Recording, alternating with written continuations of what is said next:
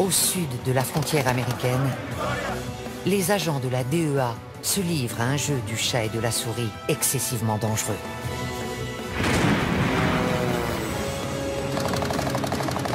Dans toute l'Amérique centrale, ces flics d'élite combattent les cartels. On n'a jamais vu ce genre de bateau. Le flot de cocaïne d'inonder le marché nord-américain. Il y en a une sacrée quantité. Il en sort de partout. Face à eux, un ennemi ingénieux et brutal. Il a avalé 100 boulettes, l'équivalent d'1 kilo. Des milliards de dollars sont en jeu. La vache, ça fait un paquet de blé. Allez-y, nettoyez le secteur. Bon sang.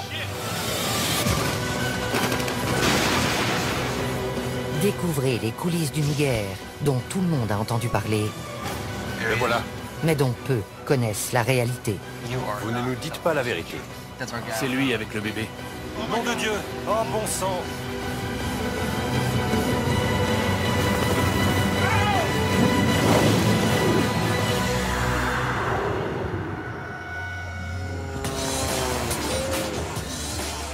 Chaque année, la Colombie expédie près de 450 tonnes de cocaïne vers le nord. Valeur à la revente, 67 milliards de dollars. Les trafiquants font entrer la drogue par bateau, avion privé et même sous-marin. La méthode la plus employée reste la mule humaine. Les mules sont particulièrement actives dans les aéroports. Une brigade de flics d'élite locaux et 2 agents de la DEA, Liam et Jack, sont chargés de les traquer. Pour des raisons de sécurité, nous ne révélerons pas leur vrai nom. Il sort encore de la poudre blanche. Ils luttent jour et nuit contre d'habiles contrebandiers qui emploient tous les moyens pour faire pénétrer la drogue en Europe et en Amérique du Nord. Il y a de la cocaïne dans ses chaussures. Ils risquent très gros, car les cartels éliminent tous ceux qui se dressent sur leur chemin, même les agents de la DEA. Giovanni était mon bras droit, mon bras armé. Cette semaine, Liam et Jack ciblent les aéroports de Bogota et de Medellín. Mission, faire quadriller les lieux par des équipes de policiers spécialisés et prendre les mules sur le fait. Il est essentiel de contrôler le trafic des mules, parce que c'est une importante source de renseignement. Ils se dirigent vers l'aéroport Eldorado de Bogota, où sont effectuées 80% des saisies dans les aéroports colombiens. On l'appelle le monstre. La police des stupes l'appelle l'école. C'est ici qu'on apprend comment ça se passe. Il y a quel vol ce soir? Il y en a un pour Barcelone, 2 pour Madrid, Francfort et plus tard Mexico.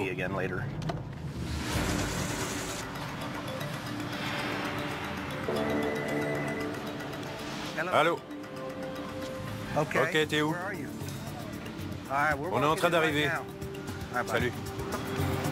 Un chien a repéré un sac suspect et la police a isolé un ressortissant italien et ses bagages dans une zone sécurisée.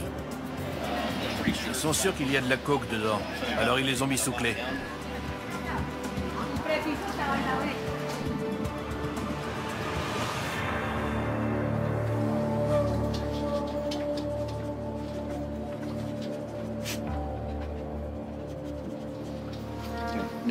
Ils vont fouiller.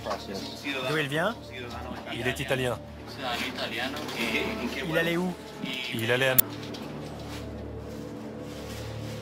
Parmi les vêtements, il découvre un objet que Liam a déjà vu dans les bagages des mules. On tombe très souvent sur des médailles religieuses. Lui, il a une croix. Il pense qu'ils vont échapper à la...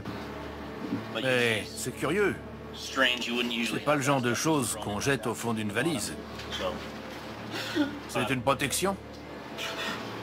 Pour que Dieu veille sur moi pendant le voyage. J'allais être avec ma petite amie.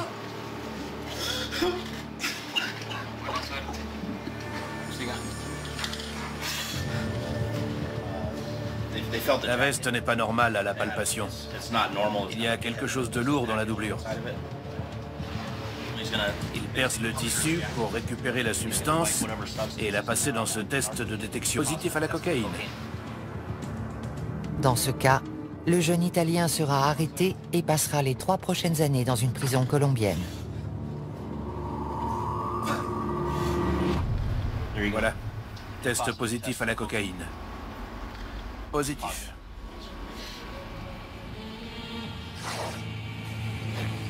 L'odeur mordante de la cocaïne passe difficilement inaperçue. Les contrebandiers ne manquent pas d'astuces pour tenter de la dissimuler. Il y a un agent de masquage. C'est peut-être un détergent utilisé pour couvrir l'odeur. J'ai un téléphone. Si vous voulez appeler quelqu'un hors de Colombie. Si je dis ça à mon père, il va faire une crise cardiaque. Ça va le tuer. Il faut surtout pas qu'il le sache.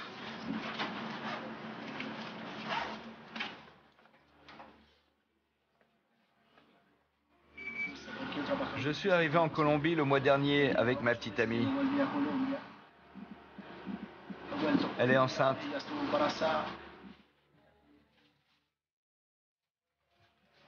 Je l'ai fait pour l'argent, pour pouvoir créer une entreprise, parce que je ne voulais pas qu'elle me quitte.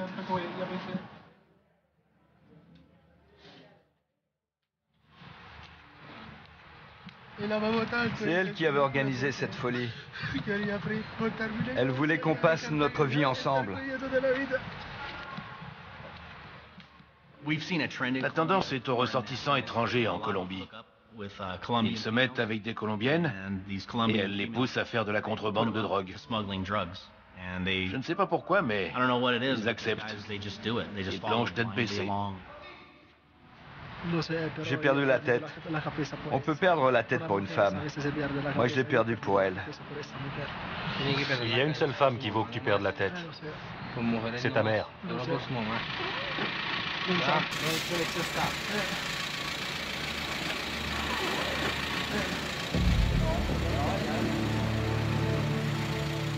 Le boulot de Liam et de Jack ne se résume pas à arrêter des mules. Leur objectif principal est de les suivre jusqu'à la source. Au revoir. La mule est tout en bas de la pyramide. Au-dessus, il y a le recruteur. Du recruteur, on peut remonter à l'emballeur.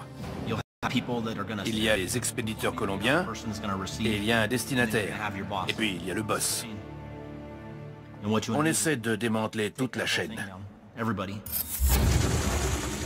Près de l'aéroport de Medellín, les trafiquants nous ont accordé le rare privilège de pénétrer dans leur monde. Ces gens sont ceux que Liam souhaite coffrer à tout prix. Cet homme que nous appellerons Carlos est un spécialiste, un emballeur dans le jargon du narcotrafic.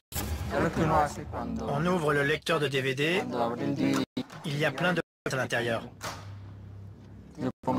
Je peux mettre quelque chose ici, ici et ici. Il est fier de son travail, mais il le fait rarement en public. Regardez. On dirait un câble de DVD tout à fait normal. Cette activité peut lui rapporter jusqu'à 11 000 $ par mois. Je gagne beaucoup plus que n'importe quel salarié. Je gagne en un mois ce qu'une personne normale gagne en un an. Carlos ne pourra jamais quitter le cartel, même s'il le souhaitait. Il en sait beaucoup trop.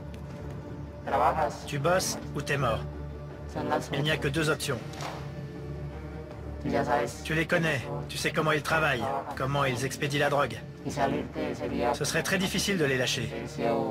Tu fais ton boulot et tu la fermes, c'est mieux.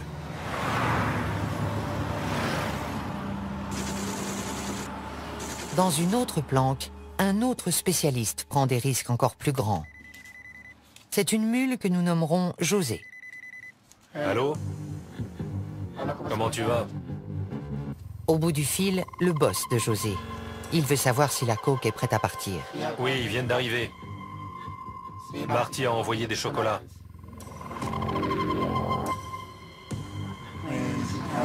Pour pouvoir survivre, je transporte de la drogue. Je la transporte par avion, dans mon jean.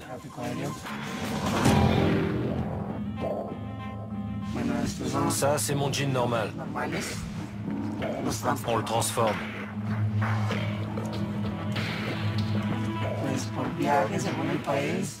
Je gagne entre 8 000 et 9 000 $ par voyage. J'ai toujours peur. Je regarde tout le temps dans mon dos.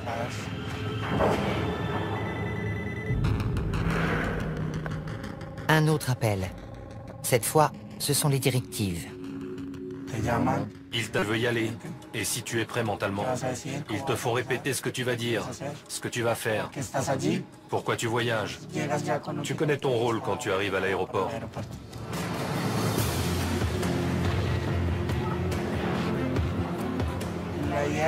Le but, j'essaie de beaucoup parler avec les préposés qui s'occupent de moi, parce qu'ils observent ton attitude et ta personnalité.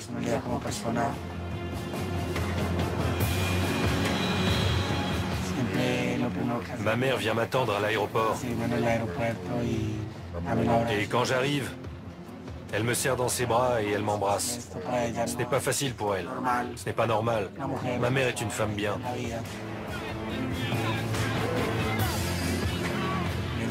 Je risque de me faire arrêter à l'étranger et de prendre 30 à 35 ans de prison. Ça vaut le coup. C'est nécessaire.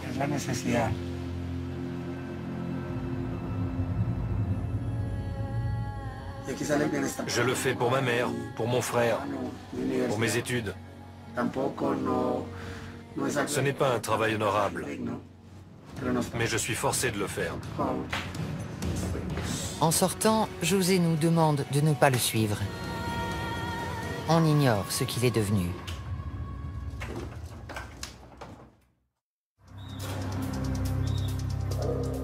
Au terminal de fret de l'aéroport de Bogota, les agents de la DEA et leurs collègues colombiens viennent de découvrir de la cocaïne dissimulée dans un colis d'aspect anodin.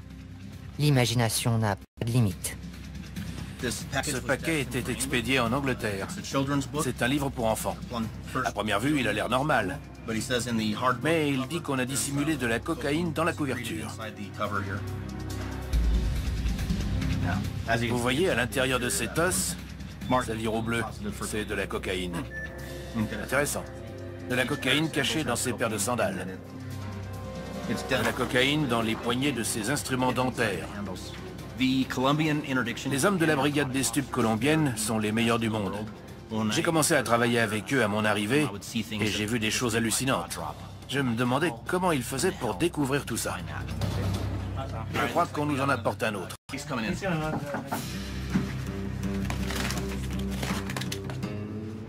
C'est un carton de déodorant à billes à destination de l'Espagne. Et les flics étaient soupçonneux. Je suis d'accord, ça n'a pas de sens. Je pense qu'il y a un petit réservoir ici contenant du vrai déodorant et un double fond dessous rempli de cocaïne liquide. Je vais passer pour un crétin si je me trompe. Mais d'après mon expérience, je dois être dans le vrai. Perce un petit trou ici. Liquide.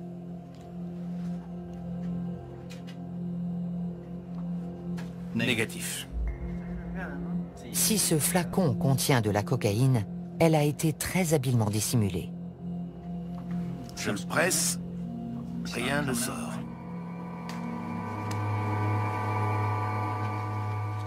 Bleu, positif, cocaïne.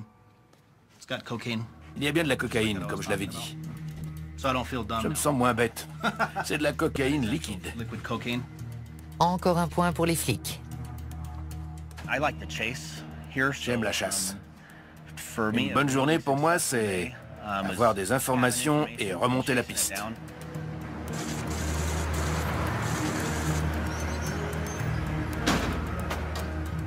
Dans l'après-midi, les hommes contrôlent des manifestes d'expédition. Ils cherchent des informations qui leur permettraient de remonter la chaîne jusqu'au chef de réseau. Il y a environ 3,5 tonnes de fret. Il suffirait d'un indice pour nous aiguiller. Ça part au Costa Rica. Il y a un nom et des numéros de téléphone. Je vais tout rentrer dans la base de données.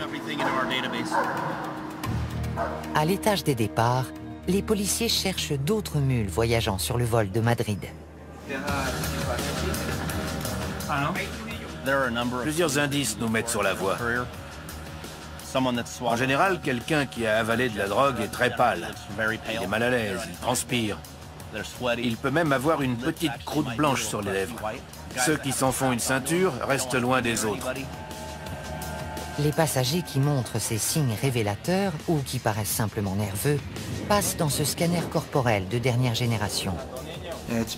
C'est un appareil à rayons X qui radiographie les organes internes pour voir si la personne a avalé des capsules d'héroïne ou de cocaïne. Un Italien traverse le portique sans problème. Mais l'aspect de ses chaussures alerte les policiers. On a interpellé un passager italien. Veuillez retirer vos chaussures, monsieur. On va pratiquer les premiers tests pour voir s'il y a de la cocaïne ou de l'héroïne dans ses chaussures. C'est positif à la cocaïne. Bleu. Bilan du vol de Madrid, une seule mule.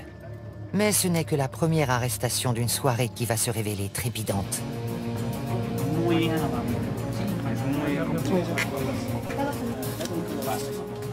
Il pèse très lourd. Trop lourd. Un petit échantillon? Voilà. Cocaïne. Il y a de la cocaïne liquide dans ce jean. On voit de la cocaïne liquide au quotidien depuis environ 1 an et demi. On en saisit beaucoup parce que c'est facile à dissimuler. Quand une méthode marche, ils s'en servent jusqu'à ce qu'elle ne marche plus, et là ils changent. Parmi les nouvelles techniques, les vêtements imbibés de coke liquide. Il les trempe dedans, comme pour faire la couleur qui ressort est caractéristique de la cocaïne. Arrivés à destination, les vêtements subissent un traitement à l'alcool pour extraire la drogue. Ensuite, un passage au micro-ondes transforme le liquide en poudre prête à la revente.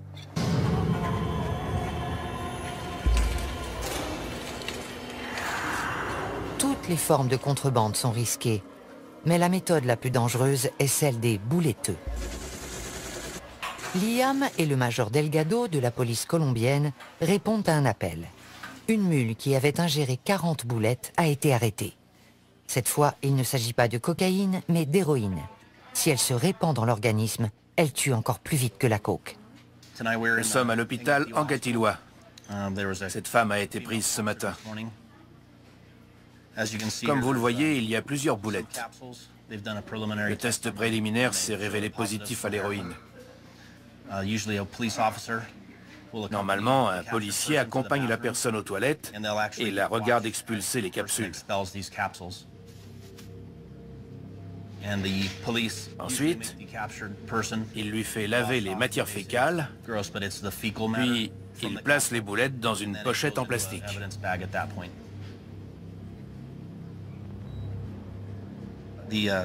La femme dit qu'elle a avalé 40 capsules. Jusqu'à présent, elle en a expulsé 36. Il en reste 4. Elle espère qu'elle va les expulser bientôt, parce qu'elle craint pour sa vie. Malheureusement, sa vie n'est pas seule en jeu. Elle est enceinte. J'étais obligée de le faire. Je suis au chômage et j'ai besoin d'argent pour nourrir mes enfants. J'ai honte. Je viens d'une bonne famille. Il ne pouvait rien arriver de pire. J'ai déshonoré mon nom. Les miens vont me rejeter. Je sais qu'une longue route m'attend. Je m'inquiète pour mes enfants. J'ai fait ça pour eux. Liam a entendu des centaines d'histoires tragiques, de mauvaises décisions prises pour de l'argent facile. Ils peuvent se faire beaucoup d'argent. S'ils réfléchissent à court terme, ils trouvent que ça vaut la peine. Ils pensent qu'ils ne se feront pas arrêter. Mais on les prend à tous les coups. Ça ne vaut pas la peine. Ils peuvent y laisser la liberté ou même la vie. Mais pour ceux qui les emploient, les bouletteux ne valent que le produit qu'ils transportent. Pour préparer la cocaïne à être ingérée, elle doit être emballée dans des capsules de préservatifs.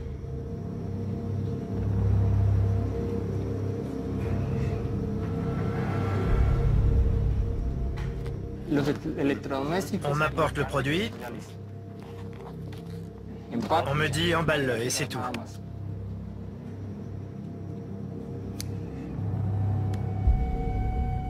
Je ne sais pas qui le transporte.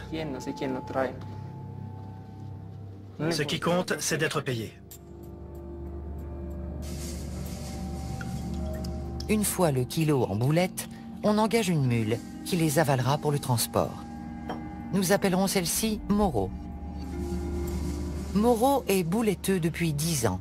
Il connaît parfaitement les risques. Jusqu'à présent, j'ai fait beaucoup de voyages et je m'en suis sorti vivant. Mais j'ai beaucoup d'amis qui sont morts en traversant la frontière. L'huile permet aux boulettes de passer plus facilement. Mais avec une telle concentration de drogue, la moindre fuite pourrait causer un arrêt cardiaque. C'est très dangereux. On peut mourir dès la première boulette du premier voyage, parce qu'il est toujours possible que la cocaïne se répande.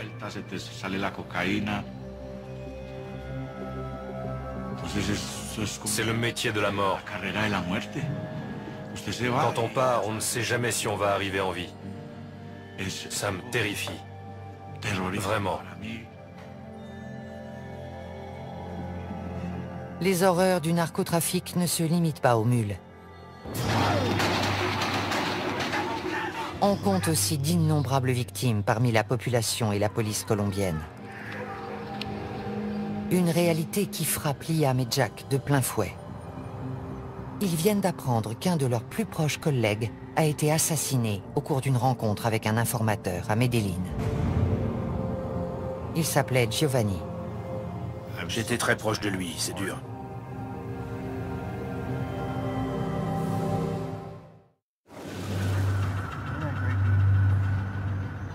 Liam et Jack se rendent à Medellín, où ils comptent investir l'aéroport pour la seconde phase de leur opération coup de filet. L'objectif de ce voyage dépasse le strict cadre de l'arrestation de mules. Ils veulent trouver les assassins de Giovanni. Je vais à Medellín pour des raisons personnelles. Un de mes meilleurs amis a été tué. On vient coordonner l'enquête sur son assassinat. L'ancien bastion de Pablo Escobar demeure l'épicentre du trafic de drogue, un terrain très dangereux pour la DEA. Tout policier risque la mort à Medellín. Il faut être sur le qui-vive. Quand je viens dans cette ville, je suis prêt à tout.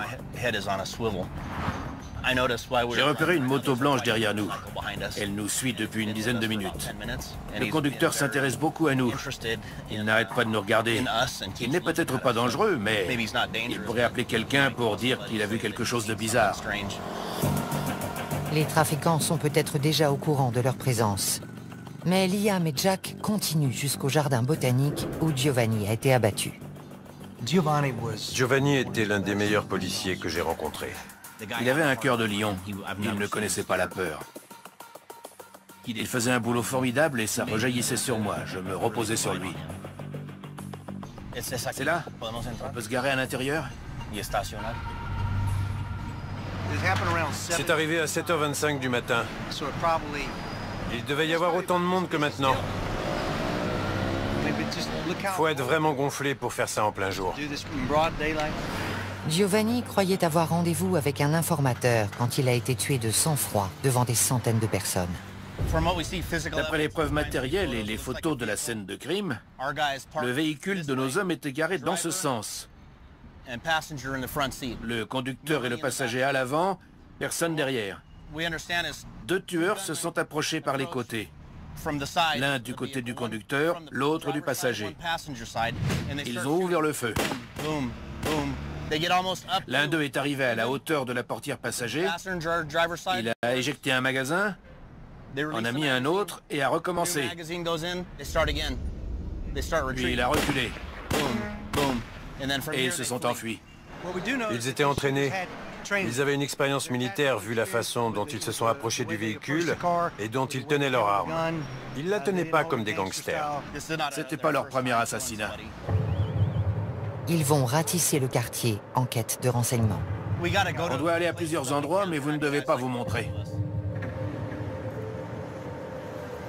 Est-ce être présent ce jour-là? D'autres gens qui sont souvent dans le coin? Peut-être. Vous devriez aller voir par là. Est-ce que la police a demandé la vidéo de surveillance? C'était là.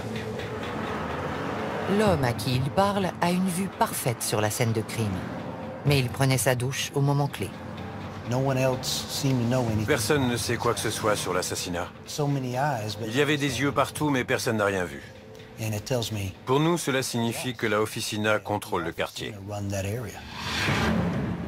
La Oficina de Envigado est un syndicat de tueurs à gages, le groupe le plus meurtrier de Colombie. La Oficina a toujours été un élément criminel violent. Ils sont furieux parce qu'on a arrêté quelques chefs haut placés et je suis sûr qu'ils seraient ravis de tuer ou de blesser un membre de la DEA. Malheureusement, notre mini-quadrillage n'a pas donné grand-chose. Le pompiste travaillait ce matin-là. Il a entendu les tirs, mais il n'a rien vu. Le portail était ouvert, mais nos hommes ne sont pas entrés. Ils se sont garés là. Ça me paraît bizarre, parce qu'ici c'est un trottoir. Pourquoi n'ont-ils pas été plus loin pour libérer le passage? C'est une rue complètement dégagée, très fréquentée. Drôle d'endroit pour une fusillade. Je crois que la Oficina voulait que l'assassinat soit public. Elle voulait envoyer un message. Il y a sans doute eu des centaines de témoins, mais personne ne parle. Le quartier est sous leur coupe. Les gens ont peur de parler. Imaginez que vous vivez à Chicago et qu'une organisation criminelle et ses commandos de tueurs sont implantés dans votre quartier. Vous n'iriez pas parler d'eux. Regardez en haut des collines. C'est un bassin de recrutement de trafiquants et d'hommes de main. Il y a aussi des tas de gens honnêtes, mais c'est là qu'ils recrutent. La Oficina croit pouvoir opérer impunément dans ce secteur. C'est très difficile pour la police quand personne ne veut coopérer avec elle contre les voyous qui infestent la ville et qui tuent des innocents et des policiers compétents qui font de leur mieux.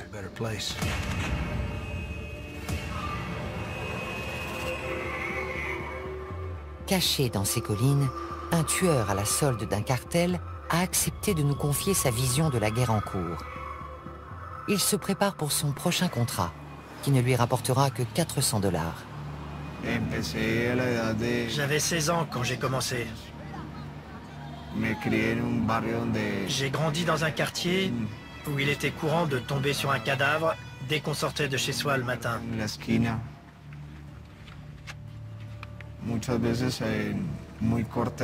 Quand on est très jeune, l'esprit assimile ce genre de choses.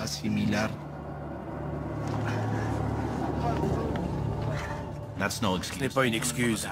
Venir d'un quartier défavorisé n'autorise pas à tuer. Comment peuvent-ils faire ça à d'autres êtres humains? Je ne comprends pas. Quand on tue quelqu'un, on n'a ni dignité, ni mort.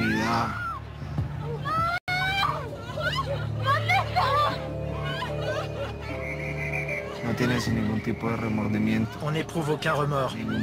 On ne se sent pas coupable. Et chaque fois, c'est plus facile. On devient plus impitoyable. Je suis un instrument. Une marionnette entre les mains de gens puissants. Ils se servent de moi pour imposer leurs lois à tout prix.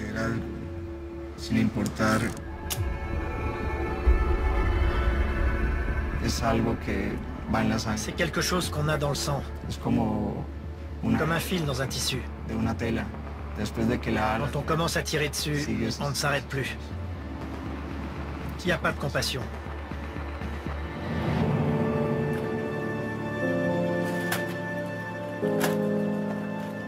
Bien qu'il traque sa victime avant de la tuer, l'assassin ignore la raison du contrat. On suppose que la personne qu'on va éliminer n'est plus utile au groupe. Ou que c'est simplement un innocent qui en sait trop.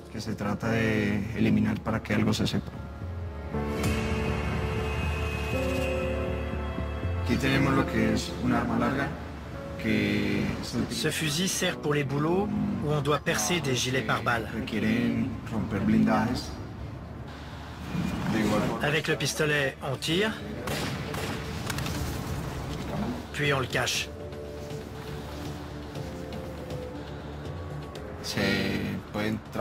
On peut enduire les balles de poison. Ici, c'est du cyanure. Une simple éraflure sur la jambe entraîne la mort.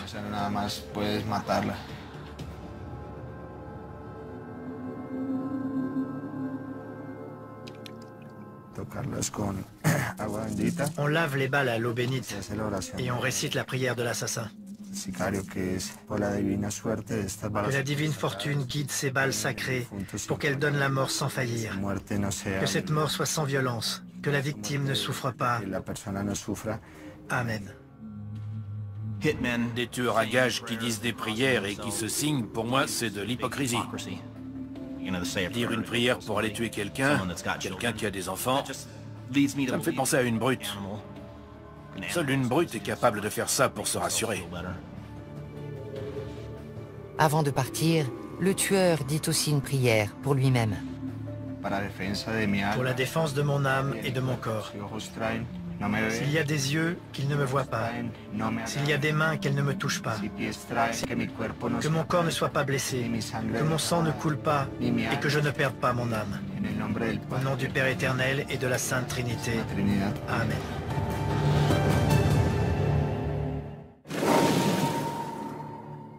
L'opération Coup de filet se poursuit toute la semaine à l'aéroport de Medellín. Une suspecte est dirigée vers le scanner corporel. Les rayons X montrent des images très bizarres, de taille et de forme identiques. Ce n'est pas normal pour des organes internes. C'est la première fois que je vois ça et j'ai vu des milliers de scans corporels. On dirait des entrailles d'extraterrestres. C'est très étrange. 1 heure plus tard, Liam et Jack se rendent aux urgences pour prendre des nouvelles de la jeune femme, dont la vie est en danger.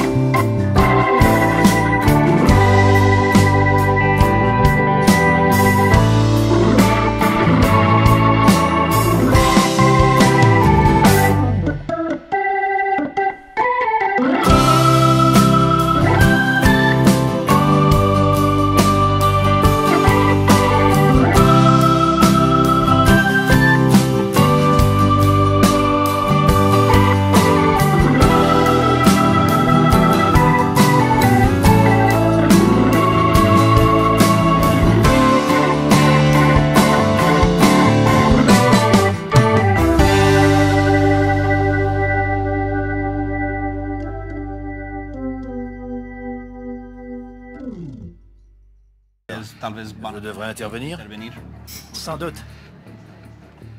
D'après le médecin, si ces boulettes mal faites restent plus de 48 heures dans le système digestif de la patiente, c'est la mort presque à coup sûr. Il lui est arrivé de devoir ouvrir entièrement la cavité abdominale pour les extraire.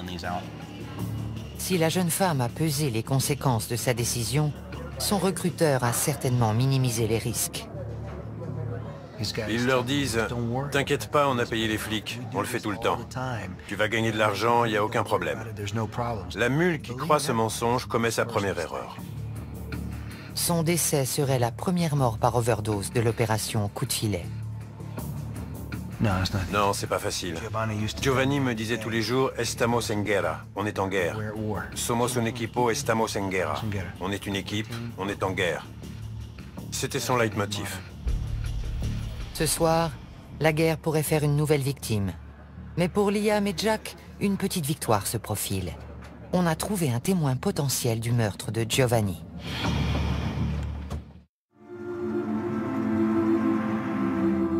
Avant d'entamer une journée chargée, les deux agents passent prendre des nouvelles de la jeune bouletteuse. On fait juste un saut à l'hôpital pour voir comment elle va.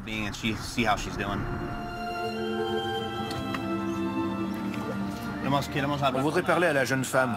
Juste 5 minutes.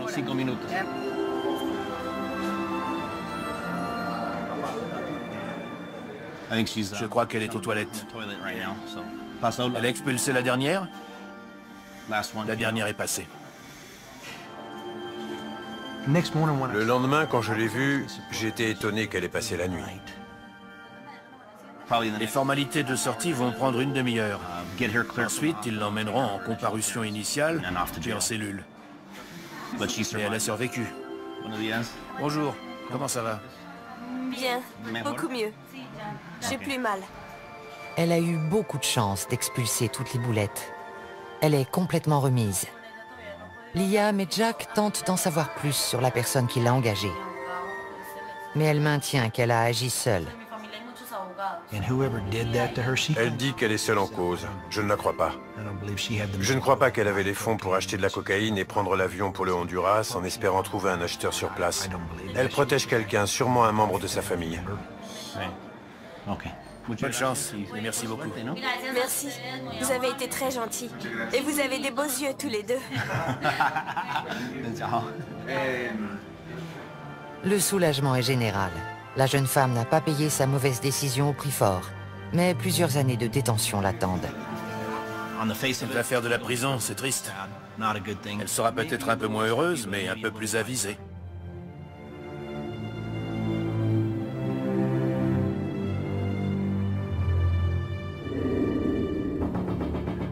Dans l'après-midi, Liam et Jack apprennent qu'un coup de fil important a été intercepté. Ils pensent qu'il provient de l'un des organisateurs de l'assassinat de Giovanni. Il flippe complètement au téléphone. Il dit qu'on lui a tiré dessus. Ils se rendent à l'hôpital où l'homme est soigné. Pour Liam, on a voulu l'abattre à cause de ce qu'il sait. On va lui mettre les points sur les i. Tu sais que tu seras mort très bientôt. Si tu veux t'en sortir, on est là pour t'aider. La coopération de cet homme pourrait marquer un tournant décisif dans l'enquête. Franco, on va à l'hôpital. J'espère que cet individu va faire une déposition et identifier les gens qui ont tué Giovanni. On arrive à l'hôpital. On ne peut pas vous emmener, c'est trop important.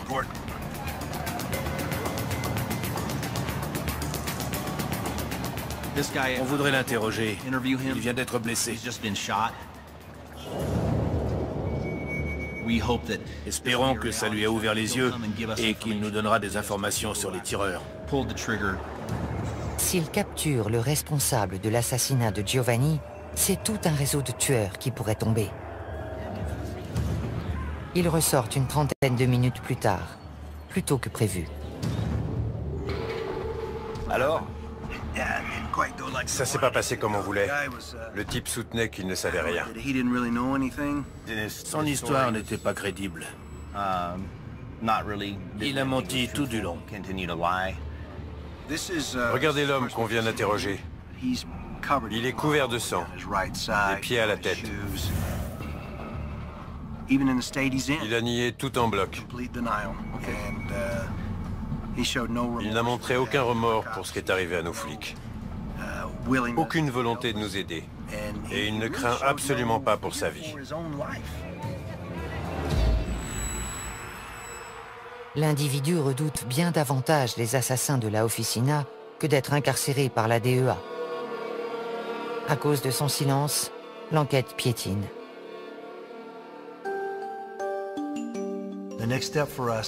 La prochaine étape consiste à demander un mandat d'arrêt pour cette personne. Qu'on le mette au moins derrière les barreaux, où on pourra le protéger. Car il est notre suspect principal, mais aussi notre témoin principal. On emploie toutes les méthodes d'investigation possibles. C'est ma façon de lui rendre hommage. J'essaye de résoudre l'affaire et je reste en contact avec sa veuve. C'est important. Il aurait fait pareil pour moi.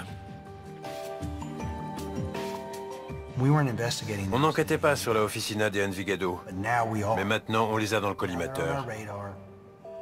On n'oubliera pas, on ne laissera pas passer.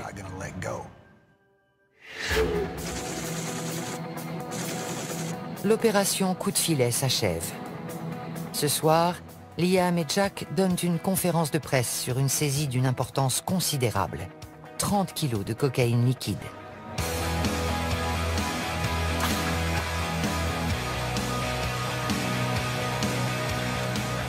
Chacun de ces sachets d'apparence anodine contient un ballon de la plus pure cocaïne liquide.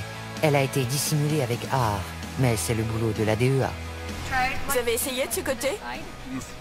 Non, je le sens au toucher. Pas à l'odeur.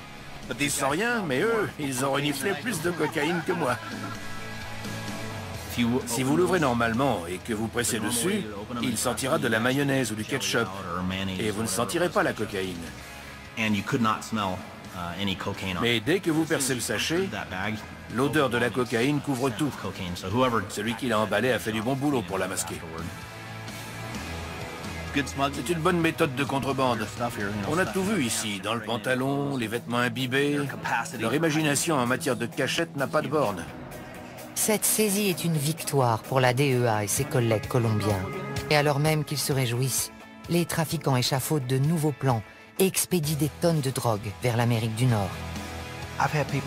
On nous demande si ça vaut la peine, si on change quelque chose. Il n'y a pas de doute, on est efficace. La présence de la DEA en Colombie a réduit le trafic de drogue. Depuis mon arrivée, la sécurité publique s'est améliorée. L'économie et la population s'en trouvent mieux. Soldats dans une guerre d'une violence inouïe, confrontés à la puissance de milliards de dollars, Liam et Jack poursuivent le combat.